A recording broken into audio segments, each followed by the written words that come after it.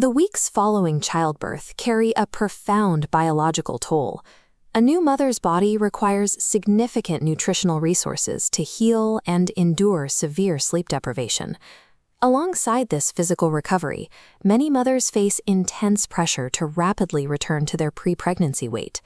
The ketogenic diet has emerged as a popular solution for this period, promising accelerated fat loss and a surge in daily energy. The diet relies on ketosis. Ketosis is a metabolic state where the body, deprived of its usual supply of carbohydrates, burns stored fat for fuel instead. This raises a critical question. Can a woman safely utilize such severe dietary restrictions while her body is actively trying to heal and sustain a newborn? Postpartum recovery demands high nutritional overhead. Pairing that biological burden with extreme restriction makes the diet a high-risk gamble without medical oversight. To understand the physiological impact, we must look at the mathematical breakdown of a keto plate. This chart shows a standard diet on the left, distributing calories across carbohydrates, proteins, and fats. On the keto side, 70 to 80% of calories come from fats. Protein remains moderate at 20%. Carbohydrates drop to just 5 to 10%. Starving the body of carbohydrates triggers the rapid initial weight loss and creates the prolonged feelings of fullness characteristic of high-fat meals. Forcing this metabolic rewiring alters how the body sources its energy during a vulnerable physical state. When the body is deprived of carbohydrates, it searches for alternative energy sources, causing an abrupt cellular shock. This metabolic shift triggers a withdrawal period. Mothers frequently experience headaches, digestive disturbances, and severe lethargy. Clinicians refer to this cluster of symptoms as the keto flu.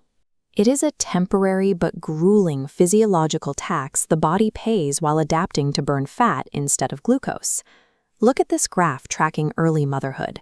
Sleep deprivation fatigue spikes immediately after birth and remains high. Initiating the diet during this window causes a keto flu dip that plunges downward right as sleep deprivation peaks. This creates a massive energy gap. While energy levels eventually stabilize once ketosis is established, the initial drop is brutal. Attempting this transition immediately after delivery stacks diet-induced exhaustion on top of biological exhaustion. It creates an energy deficit that most new mothers cannot afford. Beyond personal energy, this metabolic shift directly impacts the most critical postpartum function for many mothers, breast milk production. Active lactation requires a caloric surplus. That biological requirement clashes with the appetite-suppressing nature of high-fat keto foods. Because these fats keep you full for hours, it is easy to accidentally undereat. Without meticulous tracking of caloric intake, a mother's milk supply can rapidly diminish. There is also the risk of nutritional deficiencies. Eliminating specific food groups removes vital micronutrients that the body requires to heal tissue and recover properly. Processing high amounts of fat and protein while maintaining milk production demands massive, relentless hydration from the mother. The diet transforms feeding from a basic instinct into a high-stakes medical calculation. Errors in calories or water intake directly impact the infant. Because of these trade-offs, keto cannot be given a blanket good or bad label for women recovering from childbirth. This decision tree shows how the diet's viability depends on a mother's specific feeding method and her medical history. Mothers exclusively breastfeeding in the first 6 months fall into the red zone. Due to the risks to milk supply and nutrient intake, they should delay entering ketosis. Formula feeding mothers, or those with a history of gestational diabetes, often land in the green zone. Gestational diabetes is a condition where a woman develops high blood sugar levels during pregnancy. For these women, restricted carbohydrates can effectively stabilize blood sugar. Mothers further along in their postpartum journey land in the yellow zone.